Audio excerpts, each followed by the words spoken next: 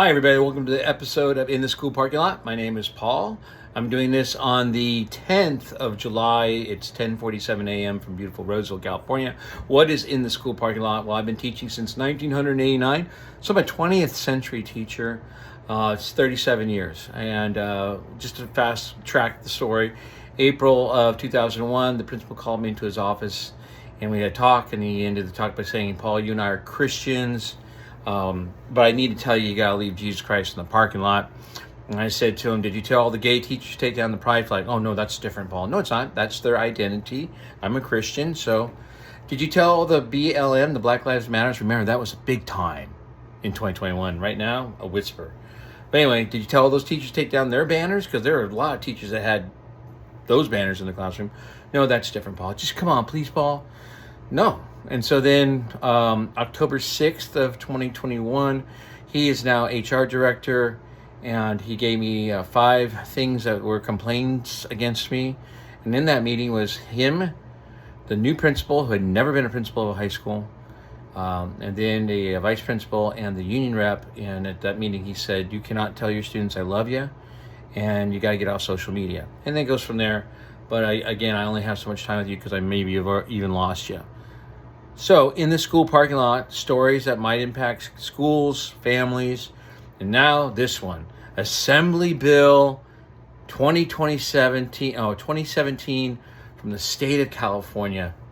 California Assembly Bill 2017 makes the Islamic holidays, I'm going to say Eid al-Fitr and Eid al-Adha, official state holidays.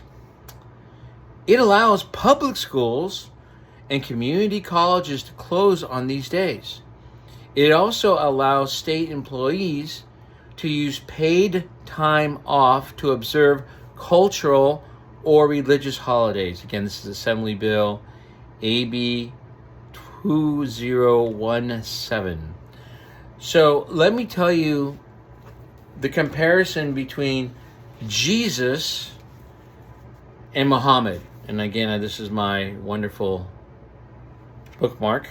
Jesus and Muhammad. I'm not going to read you all the comparisons because you'll get bored. But here you go. Jesus was a religious leader. Muhammad was a religious leader, a political leader, and a military leader. Jesus never killed anyone. Muhammad killed an estimated 3,000 people, including beheading 700 Jews in Medina. Jesus never owned slaves. Muhammad received 1/5 of the slaves taken in battle, including African slaves, as he was Arab. Jesus never married. Muhammad had at least 11 wives, plus slave wives, concubines, and women taken in battle. Muslim apologists do not deny Muhammad's behavior, but respond that King David was a prophet who killed people, led armies, owned slaves and wives. The response is nevertheless the same, that Jesus never killed anyone. Jesus never owned slaves, and Jesus never married. Besides, King David and the children of Israel only wanted a small piece of land and to be left alone. There is no command in the Old Testament for Jews to wage perpetual war in order to bring the world into submission to Yahweh. I'm just going to read you a couple more. It's only been 4 minutes. Jesus never forced followers to believe. Once after speaking, his disciples said, "This is a hard saying. Who can hear it?" Many of his disciples went back and walked no more with him. Then Jesus said to the 12, "Will ye also go away?" Peter answered, "Lord, to whom shall we go? Thou hast the words of eternal life." That's Jesus. Here's Muhammad. Muhammad forced followers to continue believing, saying in the Hadith al-Bukhari, Volume 9, Book 84, number 57, he says the following: "Whoever changes his Islamic religion, kill him." Jesus did not permit his followers to lie. Muhammad obligated his followers to lie to spread Islam. And that's called taqiyya. Taqyya, sacred line, holy descent. Let me give you three more. Jesus did not permit his followers to rape. Muhammad permitted followers to rape infidel women taken in battle. Two more. Jesus never avenged insults, but forgave. Muhammad avenged insults, ordered Ibn Qatal, Khatal, and his slave girls killed for mocking him in poems. And the last one, there's a lot more, but I don't want to bore you. It's been 5 minutes and 37 seconds. Jesus never tortured anyone. Muhammad had the chief of Khaybar tortured to get him to reveal the location of the tribe's treasure. This is in this wonderful book. It's reversed, so it's called What Every American Needs to Know About the Quran, A History of Islam and the United States by William J. Federer, which wasn't reversed, but now you know what it is. That's from that book. So again, we are going to have two holidays that celebrate Muhammad. You heard what Muhammad represents. And we're going to have schools learn about this, but yet we don't have Christmas vacation anymore. We have winter break. And we don't have, I think, Easter break anymore. We have spring break. Yet we're going to have two holidays that celebrate a man that I just read to you. So I said, I'm done with this. I wrote an opposition to California AB 2017. Madam Chair and members, I respectfully ask you to vote no on AB 2017.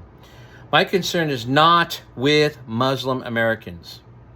Every American, regardless of faith, deserves full constitutional protection and the freedom to worship according to conscience.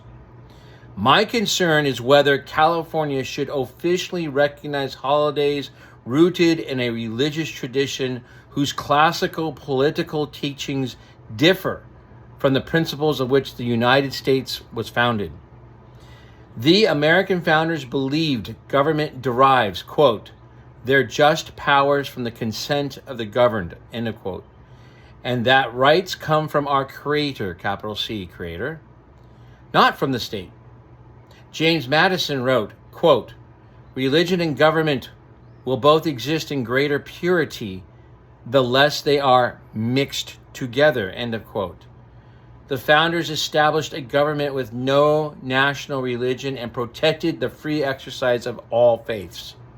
By contrast, traditional Islamic Jewish prudence has historically linked religion and government more closely.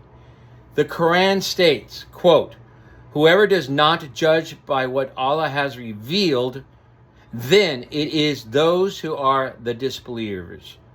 5:44. And, quote, fight them until there is no more fitnah and religion is entirely for Allah. 8:39. These verses have been interpreted in different ways, and many Muslim Americans support constitutional democracy. Still, they reflect a political tradition different from the founders' vision of limited, neutral government.